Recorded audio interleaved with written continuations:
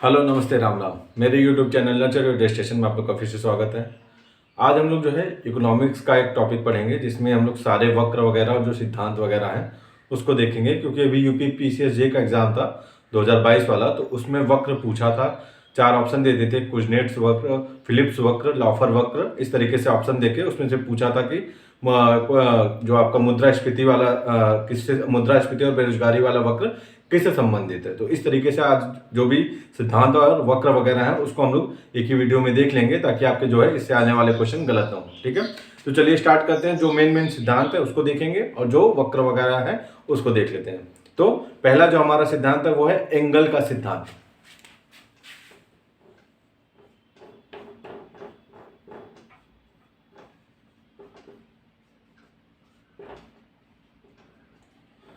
तो एंगल का सिद्धांत क्या है? एंगल बताते हैं कि जैसे जैसे किसी व्यक्ति या परिवार की आय में वृद्धि होती है वैसे वैसे उसका जो खर्च होता है वो खाने पीने की वस्तुओं पर कम हो जाता है।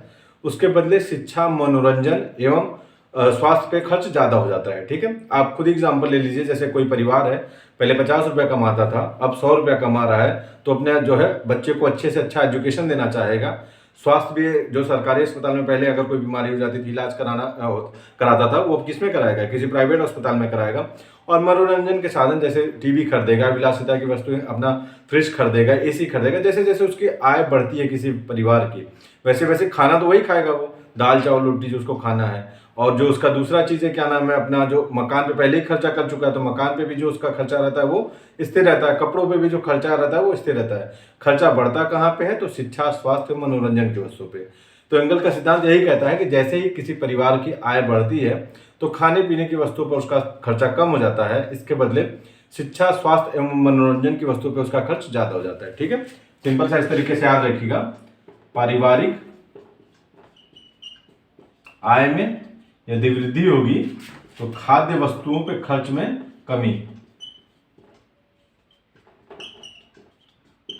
कमी होगी। किस पे बढ़ेगी? शिक्षा, स्वास्थ्य एंड मनोरंजन। पड़ोसी देखते हैं ना, आपस में पड़ोसी किस तरीके से कंपटीशन करते हैं। जैसे जैसे उनके पैसे में या आय में वृद्धि होती है, तो अगर बगल वाला वो लाएगा, क्या नाम है, टीवी लाएगा, तो वो उससे बड़ी टीवी लाएगा। बगल वाला फ्रिज लाएगा तो उससे बड़ा फ्रिज लाएगा। सेम इसी को क्या कहते हैं, यही सिद्धांत एंगल ने दिया है। इस तरीके से याद करने का तरीका वो इसी तरीके से कि आपकी आय में जो वृद्धि हो रही है उसका खर्चा आप किस पे कर रहे हैं? विलासिता की वस्तुओं पे, शिक्षा, स्वास्थ्य और मनोरंजन पे कर रहे हैं, ना कि खाने की वस्तुओं पे कर रहे हैं। ठीक है, वही सिद्धांत इन्होंने दिया था। बस इसको इसी तरीके से याद रखिएगा। आपको इसमें पीएचडी नहीं करनी है, आपको बस जो ऑब्जेक्टिव क्वेश्चन आएंगे उसमें टिक करके अपना आंसर सही करके अपना सिलेक्शन लेना है। तो बस वही चीजें याद रखिए जो आपके लिए जरूरी है। ठीक है, बस इसका सिंपल कॉन्सेप्ट यही है एंगल के सिद्धांत का, कि जैसे ही किसी परिवार के आय में वृद्धि होगी वो खाने पीने की वस्तुओं पे अपना खर्चा कम करके शिक्षा, स्वास्थ्य, मनोरंजन पे खर्चा ज्यादा करता है। और जो मकान वगैरह है या तो उसके वस्त्र वगैरह है उस पर भी जो उसका खर्चा रहता है वो स्थिर रहता है। खर्चा बढ़ता है किस पे? शिक्षा, स्वास्थ्य एवं मनोरंजन पे। ठीक है, यही एंगल का सिद्धांत है। दूसरा हमारा सिद्धांत कौन सा है?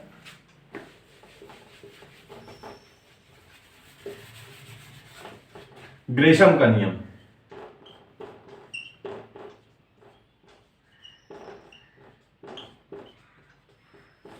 ग्रेशम का नियम क्या है कि यदि किसी देश में बुरी मुद्रा और अच्छी मुद्रा दोनों प्रचलन में है तो बुरी मुद्रा के पास यह ताकत होगी कि वो अच्छी मुद्रा को मार्केट से बाहर कर देगा। ठीक है, अभी मैं बता दे रहा हूं बुरी मुद्रा क्या है, अच्छी मुद्रा क्या है। बुरी मुद्रा अच्छी मुद्रा को बाजार से बाहर कर देगा। ठीक है, ग्रेशम का नियम यही है कि यदि किसी अर्थव्यवस्था या तो किसी देश में बुरी मुद्रा और अच्छी मुद्रा दोनों प्रचलन में है तो बुरी मुद्रा के पास यह ताकत होगी वो अच्छी मुद्रा को मार्केट से बाहर कर देगा। अब हमें जानना है बुरी मुद्रा क्या है, अच्छी मुद्रा क्या है। तो बुरी मुद्रा वह मुद्रा है जैसे आपके पास 2 सिक्के हैं 1-1 रुपए के, दोनों में एक में सरकार ने 60% जस्ता मिलाया है या तो तांबा मिलाया, जो भी जिस भी धातु का बना रहा है, दूसरे में 40% का मिला रहा है। ठीक है, मान लीजिए 1-1 रुपए के 2 सिक्के हैं, इसमें उसने 40% ही जस्ता या तांबा जो भी मिलाया और इसमें 60% मिलाया। ठीक है, लेकिन जिस पे अंकित मूल्य है वो दोनों का बराबर है, दोनों 1-1 रुपए के ही बराबर हैं। तो अगर मान लीजिए कुछ जनता को अगर उसको सेव करना होगा तो किसको करेगा, जो अच्छा जिसमें ज्यादा वो धातु लगा हुआ है। तो जिसमें जो ज्यादा धातु लगा रहता है वो अच्छी मुद्रा हो जाती है, और जिसमें कम धातु लगा रहता है वो बुरी मुद्रा हो जाती है। तो लोग क्या करेंगे, ज्यादा से ज्यादा इसी का प्रयोग करेंगे, और जो अच्छी अगर तांबा वगैरह रहेगा तो उसको अपने पास सेव करना चालू कर देंगे, ठीक है। और बुरी वाली मुद्रा को मार्केट में चलाना चालू कर देंगे। तो बुरी मुद्रा ज्यादातर मार्केट में चलेगी और जो अच्छी मुद्रा रहेगी वो सेव करना चालू कर देगी। इसी प्रकार का इसको समझने के लिए, जैसे अमेरिका में क्या हुआ था, जो उनके यहाँ पेंस चलता है उसके जो संरचना था उसमें उन्होंने परिवर्तन कर दिया, जो धातु था उसकी मात्रा को घटा दिया। तो लोग क्या किए, जैसे उसी समय तांबे का जो है मूल्य जो है काफी फ्लक्चुएट हुआ मुद्रास्फीति की वजह से। तो लोग क्या किए, तांबे को गला करके अपना बेचना चालू कर दिए, और जो कम मुद्रा जिसमें कम धातु लगी थी उसको मार्केट में ही रहने दिए, और ज्यादा वाले को लोग गला के बेचना चालू कर दिए। इसलिए वहां पे मुद्रा को गलाने पे काफी ज्यादा कठोर कार्रवाई की गई थी। सिंपल सा कॉन्सेप्ट और अच्छे से समझना है तो याद रखिए, मोहम्मद बिन तुगलक ने क्या किया था, चमड़े का, या कुछ लोग कहते हैं चमड़े का, या जिस भी मतलब कम उसके मूल्य वाला धातु, उसने धातु का और चमड़े का सिक्का उसने चला दिया। तो लोग क्या किए, धातु का दोनों का मूल्य बराबर हो गया था। उस समय क्या किए, लोग चांदी और सोने को अपने पास इकट्ठा करना चालू कर दिए और चमड़े के मूल्य को मार्केट में चलाना चालू कर दिए। तो चमड़े का मूल्य क्या हुआ, उसका मूल्य तो उसी के बराबर था, चांदी और उसके बराबर। लोगों ने चांदी और तांबे को अपने पास एकत्र किया और चमड़े को मार्केट में चलाना चालू किया। तो चमड़े वाले ने क्या किया, जो अच्छी मुद्रा थी उसको मार्केट से बाहर कर दिया, ठीक है। ये भी काम तब करेगा जब कानून का राज वहां पे हो, यदि या तो कानूनी रूप से उसको पालन करना अनिवार्य हो। यदि कानून का पालन करना अनिवार्य नहीं होगा तो लोग क्या करेंगे, ये बुरी मुद्रा को लेने से इनकार कर देंगे। उस समय जस्ट रिवर्स हो जाएगा, अच्छी मुद्रा बुरी मुद्रा को वहां मार्केट से बाहर कर देगी। जैसे आपके पास 1 रुपए का ये भी सिक्का है, 1 रुपए का ये भी सिक्का है, जिसमें 40% तांबा मिला हुआ है और दूसरे में 60% तांबा मिला हुआ है, लेकिन कानून इसकी आज्ञा नहीं देता है। तो लोग क्या करेंगे, जो बुरी कम वाला रहेगा उसको लेने से मना कर देंगे, भैया हमें चाहिए नहीं। दुकानदार के पास आप लेके गए आएंगे, कोई दोनों सिक्का है, एक में 60% एक में 40% है, वो किसको लेना प्रीफर करेगा, अच्छी वाले को लेना प्रीफर करेगा। अगर कानून नहीं है तो क्या करेगा, बुरी मुद्रा को बाहर कर देगा। लेकिन अगर कानून का राज है तो क्या करेगा, ये बुरी मुद्रा किसको बाहर कर देगा, अच्छी मुद्रा को। सिंपल सा कॉन्सेप्ट इसको समझिए, बुरी मुद्रा वह है जिसमें कम धातु है, अच्छी मुद्रा वह है जिसमें अधिक धातु है। तो अधिक धातु जिसमें रहेगी उसको लोग लेना प्रीफर करेंगे, कम धातु वाले को लेना प्रीफर नहीं करेंगे। तो क्या करते हैं, अधिक धातु को लोग जो लेना प्रीफर करेंगे वो अपने पास स्टोर करना चाहेंगे, और कम धातु वाले को मार्केट में चलाना चालू करेंगे। तो जो चीज मार्केट में चलती रहेगी वो क्या करेगी, दूसरे वाले को बाहर कर देगी।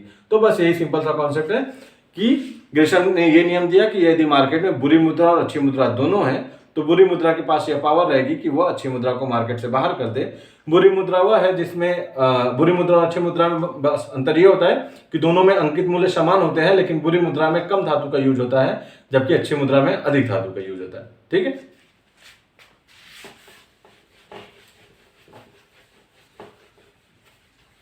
तीसरा क्या है, गिफिन वस्तुएं।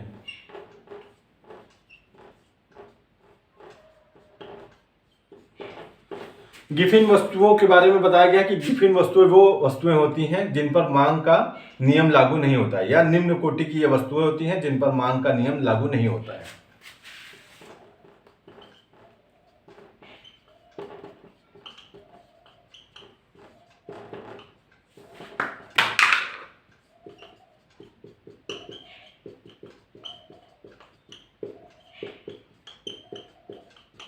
ठीक है।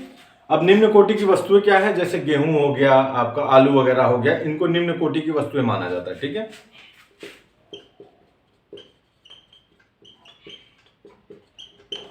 मांग का नियम क्या होता है, मांग का नियम ये होता है कि जैसे किसी वस्तु की कीमत में वृद्धि होती है वैसे उसकी मांग में कमी हो जाएगी, और यदि वस्तु की कीमत में कमी आएगी तो उसके जो है मांग में वृद्धि हो जाएगी, ठीक है।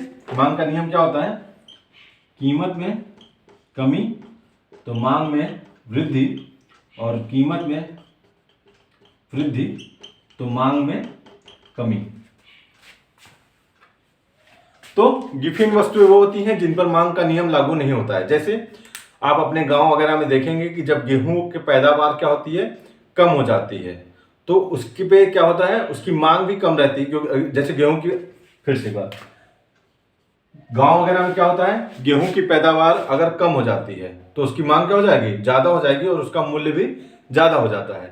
लेकिन वही गेहूं हर घर में अगर हो गया है, सब जितने भी परिवार उस गांव में रह रहे हैं सबके पास गेहूं का उत्पादन लगभग समान रहा है, तो गेहूं का मूल्य भी गिर जाएगा और उसकी मांग भी कम हो जाएगी, क्योंकि कोई उसको चाहेगा नहीं, सबके घर में अपना पर्याप्त रूप से अनाज हुआ है और लोग उसका उपभोग आराम से कर सकते हैं। वहीं केवल 10 घर हैं और केवल 5 घर में गेहूं हुआ है, 5 घर में नहीं हुआ है, तो क्या हो जाएगी, उसकी मांग भी बढ़ जाएगी और उसका मूल्य भी बढ़ जाएगा। तो इस पे क्या आपका मांग का नियम लागू हो रहा है? नहीं हो रहा है। तो बस यही है कि गिफिन वस्तुएं वो वस्तुएं होती हैं जिन पर मांग का नियम लागू नहीं होता है, जैसे गेहूं, आलू, कृषि के जो उत्पाद होते हैं वो। ठीक है, तो मांग का नियम क्या है? कीमत बढ़ेगी तो आपका मांग कम हो जाएगा और कीमत कम होगी तो मांग ज्यादा हो जाएगा। यही जो नियम है वो गिफिन वस्तु पे लागू नहीं होता है, यही जो नियम दिया गया है इसमें। ठीक है, और गिफिन वस्तु को कौन सी होती है? तो आपके ब्रेड हो गया, आलू वगैरह हो गए। ठीक है,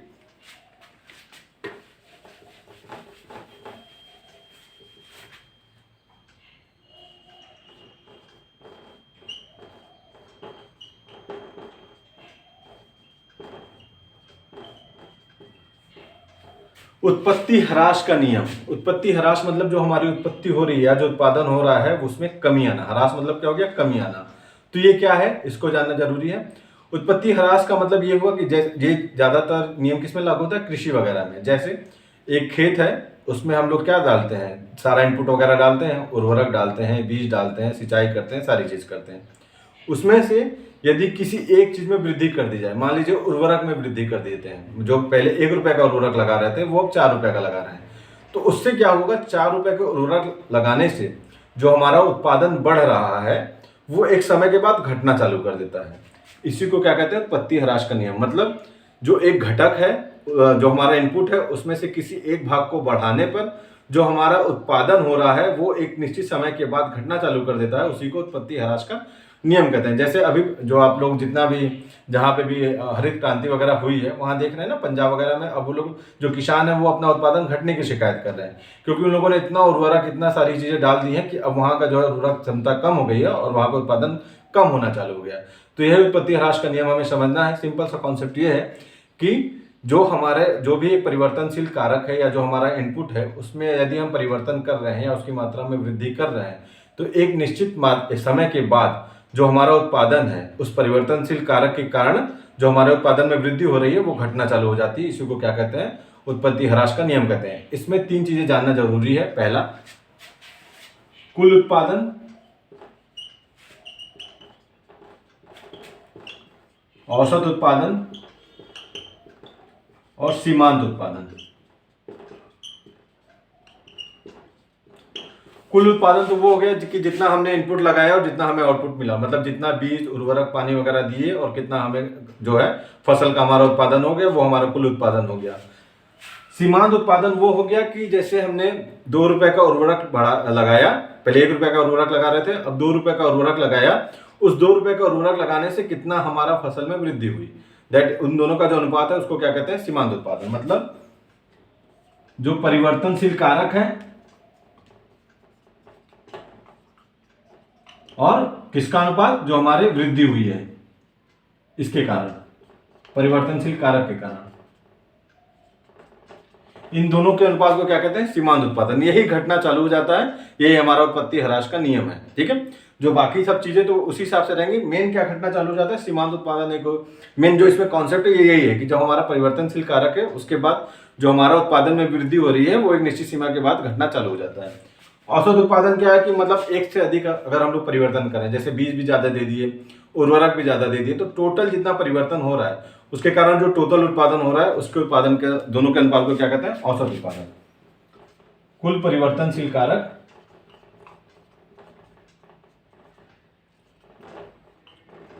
कुल उत्पादन।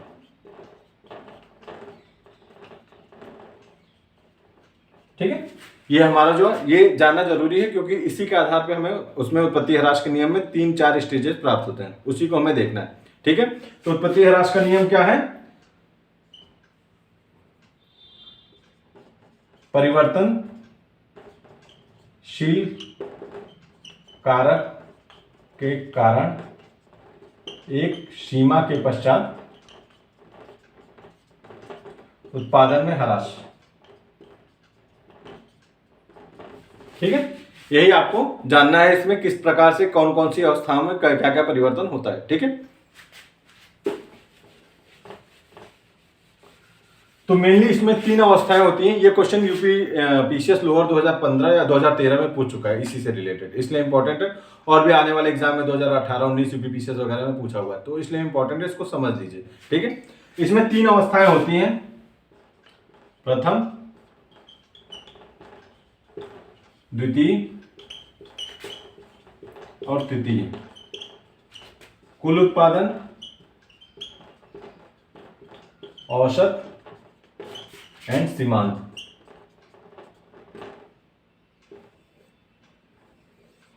ठीक है, तो पहले क्या होगा, जब हमारा अगर हमारा जैसे नया खेत है उसमें हमने सारी चीजें डालना चालू की, तो पहले क्या होगा, हमारा उर्वरक वगैरह भी दिया तो पहले हमारा उत्पादन बढ़ेगा, उत्पादन बढ़ता है। औसत उत्पादन क्या है, मान लीजिए उसी अवस्था में हमने कुछ चीजें परिवर्तित भी की, बीज में भी परिवर्तन किया, उसमें भी परिवर्तन किया, तो ये भी बढ़ता है। और जो प्रथम अवस्था का लास्ट स्टेज रहता है उसमें अधिकतम हो जाता है। और सीमांत उत्पादन में क्या है, बढ़ता है फिर घटना चालू कर देता है।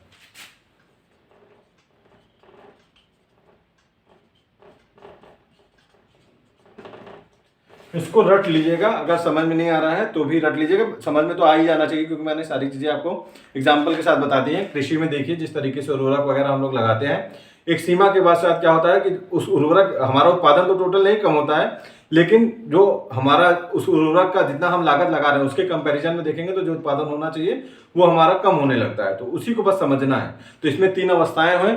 पहले अवस्था हमारा उत्पादन बढ़ेगा, बढ़ने के बाद क्या होगा, ये कुल उत्पादन तो बढ़ेगा, औसत उत्पादन में क्या होगा, बढ़ेगा, और अंत में अधिकतम हो जाएगा, और सीमांत उत्पादन में बढ़ेगा फिर घटना चालू कर देगा। फिर इसमें क्या होता है, ये बढ़ता है और अधिकतम हो जाता है द्वितीय अवस्था में। ये क्या है, ये गिरना चालू कर देता है। और ये क्या होता है, घटता है और घट के शून्य हो जाता है।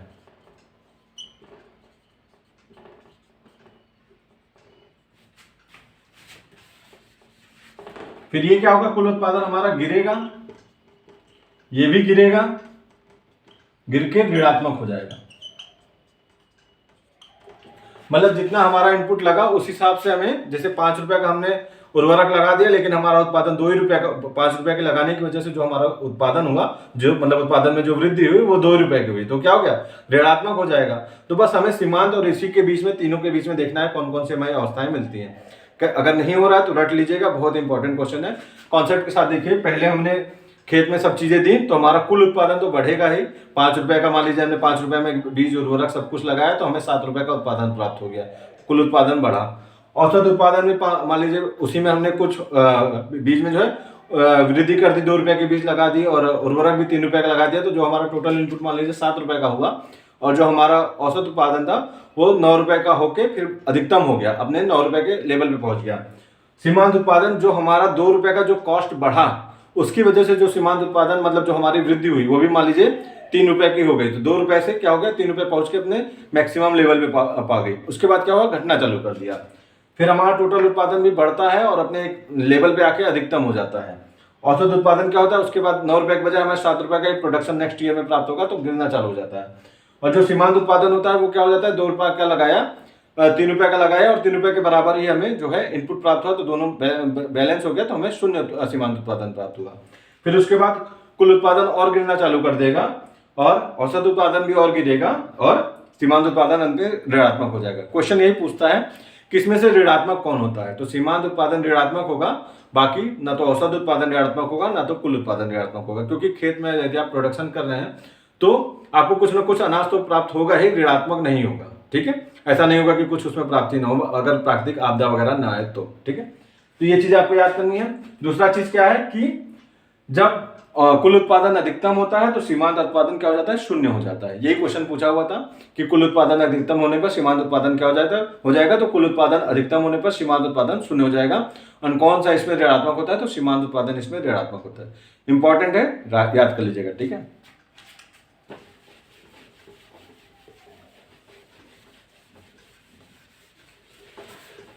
एक है शे का बाजार नियम क्या है।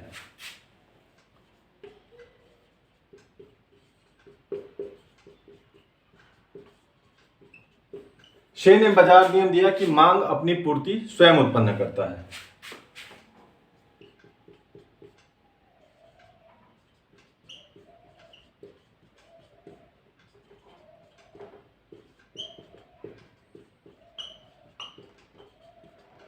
ठीक है, मतलब जिस प्रकार से किसी वस्तु की पूर्ति वगैरह होगी उसी हिसाब से क्या होगा, वस्तु की मांग में भी वृद्धि हो जाएगी या तो कमी हो जाएगी।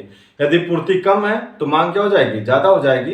यदि पूर्ति अधिक है तो मांग कम हो जाएगी। ठीक है, यदि किसी मार्केट में आप देखेंगे जैसे आलू वगैरह है, इस समय देखेंगे आलू की पूर्ति बहुत ज्यादा है तो उसकी मांग कम हो गई है उसका जो है, और आलू की यही पूर्ति कम हो जाएगी तो उसकी मांग ज्यादा हो जाएगी। मतलब जस्ट रिवर्स वाला उसका जो है आपस में नियम रहता है। तो इसका से ने बस यही दिया है कि जो मांग होती है वो अपनी पूर्ति स्वयं उत्पन्न करती है, या तो जैसी पूर्ति होगी उस हिसाब से मांग उत्पन्न होता है। ठीक है, इसको इस तरीके से भी देख सकते हैं, पूर्ति अपनी मांग स्वयं उत्पन्न करता है। जैसा पूर्ति रहेगा, जैसा मार्केट में सप्लाई रहेगा उस हिसाब से मांग में भी फ्लक्चुएशन होता रहेगा। ठीक है, ये से का बाजार नियम है। बस इसी को याद रखिएगा। आपको ऑप्शन दे देगा कि से का बाजार नियम क्या है, तो से का बाजार नियम यही है कि पूर्ति अपनी मांग स्वयं उत्पन्न करता है। ठीक है, अब चार बहुत ही इंपॉर्टेंट वक्र हैं। यही क्वेश्चन अभी मतलब पीछे से 2023 में पूछा हुआ है, तो इन चारों वक्र को हम लोग देख लेते हैं कौन कौन से हमारे चार वक्र हैं। पहला लॉरेंज वक्र एंड गिनी गुणांक, दूसरा कुजनेट्स वक्र, तीसरा फिलिप्स वक्र, चौथा लॉफर वक्र। चारों बहुत इंपॉर्टेंट है, आपको एकदम इसको रट लेना है क्योंकि एक दो क्वेश्चन यहां से पूछते ही हैं। ठीक है, आपको रटना जरूर है, याद कर लीजिए। ठीक है, चलिए मैं बताता हूं कौन कौन से। पहला लॉरेंज वक्र और गिनी गुणांक।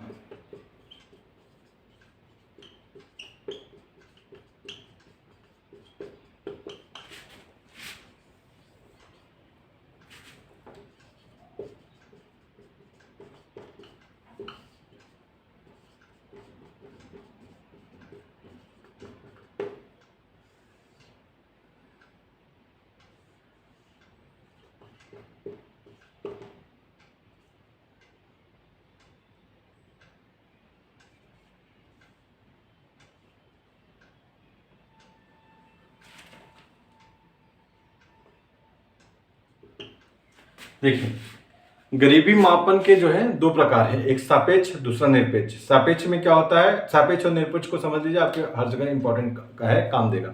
निरपेक्ष का मतलब स्वतंत्र रूप से, मतलब जैसे मेरे बारे में बात हो रही है तो केवल मैं कैसा हूं इस बारे में बताया जाएगा। और सापेक्ष का मतलब क्या हो जाएगा कि किसी से कंपैरिजन करके मेरे बारे में बताया जाएगा। बस यही सापेक्ष और निरपेक्ष में अंतर है, इसको याद रखिएगा, बहुत इंपॉर्टेंट है। सापेक्ष का मतलब किसी से कंपैरिजन किया जाएगा और निरपेक्ष का मतलब केवल मेरे बारे में बताया जाएगा कि मैं कैसा हूं कैसा नहीं हूं। और सापेक्ष का ये बात होगा तो किसी लड़के से या किसी के से कंपैरिजन करके मेरे बारे में बता दिया जाएगा। तो सापेक्ष जो गरीबी का मापन है उसमें यही आते हैं लॉरेंज और गिनी गुणांक। मतलब जो एक पूरी जनसंख्या है उसमें कंपैरिजन किया जाता है कि कितने लोगों के पास आय अधिक है, कितने लोगों के पास आय कम है। इसी को क्या कहते हैं, सापेक्ष। निरपेक्ष वाले में क्या होगा, केवल कीमत के स्तर पर या उपभोग के स्तर पर कि कोई व्यक्ति इस चीज को पा रहा है कि नहीं पा रहा है, उसके हिसाब से गरीबी मापन किया जाएगा, पर्टिकुलर एक व्यक्ति के बारे में। सापेक्ष में क्या होगा कि पूरी जो जनसंख्या है उसमें कितने लोगों के पास कितना पैसा है, कितनी असमानता व्याप्त है, इसके मापन किया जाता है। तो यही सापेक्ष जो मापन है उसमें कौन कौन से आते हैं आपके, एक लॉरेंज वक्र और दूसरा गिनी गुणांक।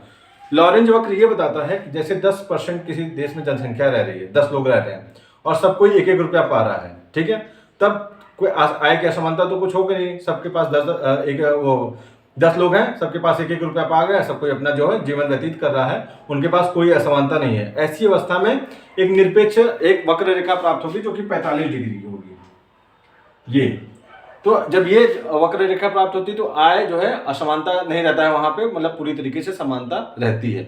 वही 10 लोगों में 5 लोग तो 100-100 रुपया पा रहे हैं और जो बाकी 5 है वो 20-20 रुपया पा रहे हैं, तो उस समय में क्या होगा, आय की समानता व्याप्त रहेगी।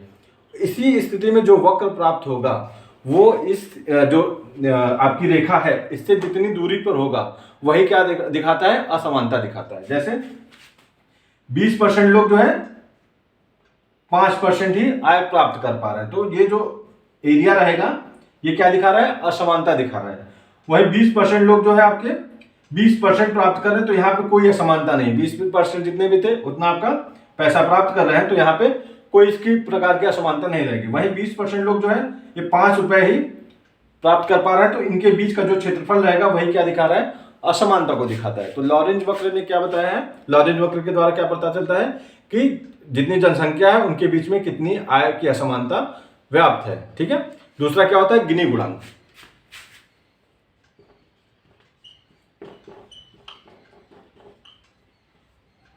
गिनी गुणांक क्या है, जैसे अब यही जो मान लीजिए हमारा इस तरीके से एक वक्र जो है प्राप्त हुआ कि यहां से जो है, यहां से जो जाएगी रेखा,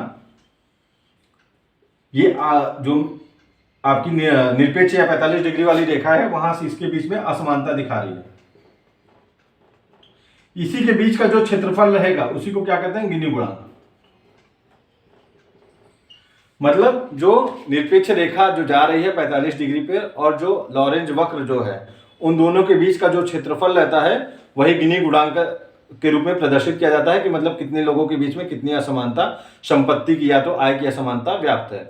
गिनी गुणांक क्या हो गया, लॉरेंज वक्र और जो आपकी निरपेक्ष रेखा 45 डिग्री की जा रही है उसके बीच का जो क्षेत्रफल होगा उसको क्या कहेंगे, गिनी गुणांक कहेंगे। ये दिखाएगा कि लोगों के बीच में कितने आय की या तो परिसंपत्ति की असमानता व्याप्त है। इसका मान कितना होता है, 0 से 1 के बीच में। जब 0 रहेगा मतलब पूरी तरीके से समानता व्याप्त है, 1 है तो मतलब पूरी तरीके से असमानता व्याप्त है। ठीक है, इंपॉर्टेंट याद रखिएगा, 0 है तो समानता और 1 है तो असमानता। ठीक है, तो गिनी गुणांक क्या हो जाएगा, लॉरेंज वक्र और जो 45 डिग्री की निरपेक्ष रेखा है उसके बीच का जो क्षेत्रफल रहेगा उसको क्या कहेंगे, गिनी गुणांक कहेंगे। ये लोगों के बीच में आय या परिसंपत्ति की असमानता को दिखाता है, जिसका मान 0 से 1 के बीच में रहेगा। 0 रहेगा तो पूर्ण रूप से समानता है, 1 रहेगा तो पूर्ण रूप से असमानता है। ठीक है, लॉरेंज वक्र क्या हो गया, ये लोग जितनी जनसंख्या है और जितने लोग आय प्राप्त कर रहे हैं उनके बीच एक परसेंटेज दिखाता है कि कितने लोगों में असमानता व्याप्त है। ठीक है, इसी के प्रकार से एक निरपेक्ष अगर 10 लोग हैं, 10 लोग 1-1 रुपया प्राप्त कर रहे हैं तो उनके बीच में कोई असमानता व्याप्त नहीं रहेगी और एक 45 डिग्री की निरपेक्ष रेखा प्राप्त होगी। लेकिन वास्तविक स्थिति जो रहेगी वो जो 45 डिग्री की निरपेक्ष रेखा है उससे जितनी दूरी पे हमारा वक्र बनेगा उतनी असमानता जो है व्याप्त रहती है। ठीक है,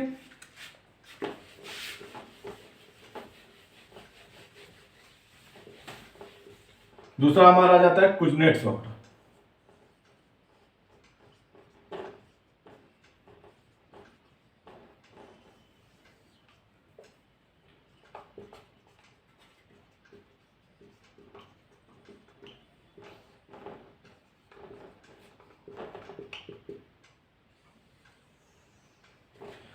कुजनेट्स वक्र जो होता है उल्टा यू की स्थिति में प्राप्त होता है। इसका मतलब क्या है कि जैसे जैसे लोगों की आय में वृद्धि होगी वैसे वैसे असमानता में कमी आएगी। जैसे जैसे लोगों की आय में वृद्धि हो रही है वैसे वैसे पहले तो असमानता बढ़ेगी, लेकिन एक निश्चित समय के बाद लोगों की जो आय में वृद्धि हो रही है उनसे छन कर नीचे के तबके के जो लोग हैं उनके पास आय पहुंचेगी और असमानता में कमी आएगी। तो यही चीज है, प्रति व्यक्ति आय जैसे जैसे वृद्धि हो रही है वैसे वैसे असमानता में भी वृद्धि हो रही है। एक निश्चित बिंदु पे पहुंचने के बाद असमानता में कमी आने लगती है। इसी को क्या कहते हैं, कुजनेट्स वक्र कहते हैं। ये कैसा होता है, उल्टा यू के आकार का होता है। मतलब जैसे जैसे अमीर लोग हुए वो अपना किसी प्रकार का खर्च करेंगे या उद्योग स्थापित करेंगे तो क्या होगा, जो नीचे तबके के लोग काम वगैरह पाएंगे उनको जो है आय में वृद्धि होगी और असमानता में धीरे धीरे कमी आने लगेगी। तो कुजनेट्स वक्र क्वेश्चन इसी तरह पूछेगा कि कुजनेट्स वक्र क्या है। पहला तो उल्टा यू के आकार में प्राप्त होता है। दूसरा उन्होंने ये बताया कि जैसे ही लोगों की आय में वृद्धि होगी पहले तो असमानता में वृद्धि होगी लेकिन एक निश्चित समय के बाद असमानता में कमी आने लगती है। ठीक, ये आपका कुजनेट्स वक्र हो गया।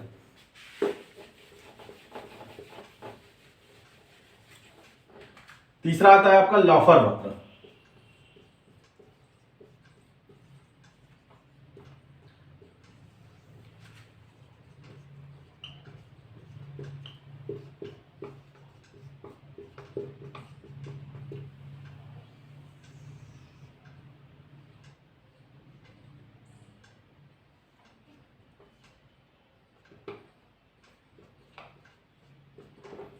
ठीक है, लॉफर वक्र में ये बताया कि जैसे ही कर की दर यदि 0% रखेंगे या तो 100% रखेंगे तो कर राजस्व में कमी आएगी।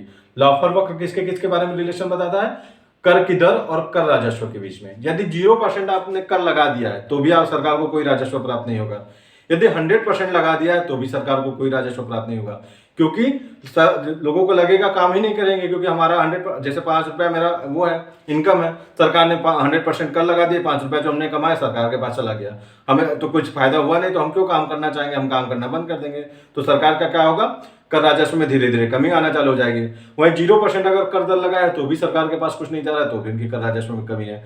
तो जो कर की दर है, कर की दर सरकार क्या करती है, मतलब मेन इनका ये है कि कर की दर में कमी होने के साथ सरकार के राजस्व में तो वृद्धि होगी, लेकिन एक निश्चित सीमा के बाद अगर कर की दर में कमी करेंगे तो सरकार के राजस्व में कोई वृद्धि नहीं होगी, बल्कि सरकार को घाटा होना चालू हो जाएगा। यही चीज है।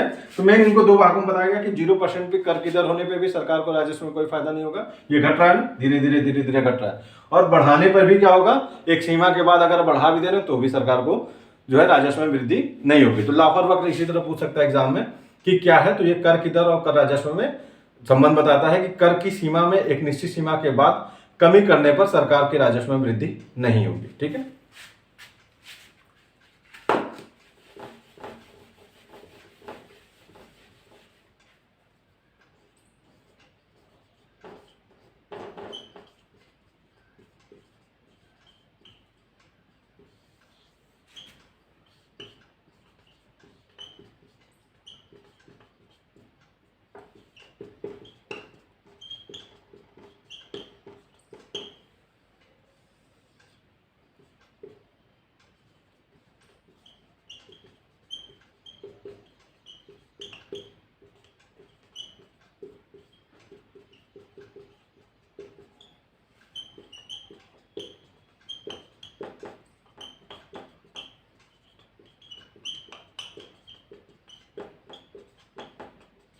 ठीक है। फिलिप्स वक्र क्या बताता है, तो ये मुद्रास्फीति और बेरोजगारी दर में संबंध बताता है। इसके अनुसार अधिक मुद्रास्फीति रहने पर बेरोजगारी दर क्या होगी, कम होगी, और कम मुद्रास्फीति रहने पर बेरोजगारी दर अधिक होगी। ठीक है। मुद्रास्फीति क्या बताता है, मुद्रास्फीति और बेरोजगारी की दर में फिलिप्स वक्र जो है संबंध बताता है। दोनों में विपरीत संबंध पाया जाता है। अधिक मुद्रास्फीति रहेगी तो आपका बेरोजगारी दर कम रहेगा, और कम मुद्रास्फीति रहेगी तो बेरोजगारी आपकी दर अधिक रहेगी। ठीक है। जैसे आप समझिए कि आप कहीं जाते हैं वहां पे, और जब बेरोजगारी दर कम रहेगी तो क्या रहेगा, आपका जो वो मजदूरी रहेगी वो अधिक रहेगी। जैसे आप किसी लेबर चौराहे वगैरह पे जाएंगे, 5 मजदूर हैं, उनके पास आप गए कि भैया हमें काम कराना है, तो वो अपने हिसाब से मनचाहा वो रेट मांगे, क्योंकि वहां पे 5 ही हैं चाहिए आपको। अगर वही ज्यादा रहेंगे मजदूर तो कंपटीशन ज्यादा रहेगा, कम है वो जाना कि झक मार के आपको हमें लेना है, तो अपने हिसाब से मजदूरी बताएंगे भैया 600-700। इसी तरीके से समझिए उसको, अपने जो रियल लाइफ है आपका उसमें अप्लाई करके। तो जैसे आप गए किसी लेबर मार्केट में, वहां देखिए 5 मजदूर हैं, आप गए अपना काम कराने के लिए, तो अपने हिसाब से पैसा मांगेंगे। वही 25-30 मजदूर हैं तो कुछ कम में भी करने को तैयार हो जाएंगे। यही आपका तरीका है समझने का।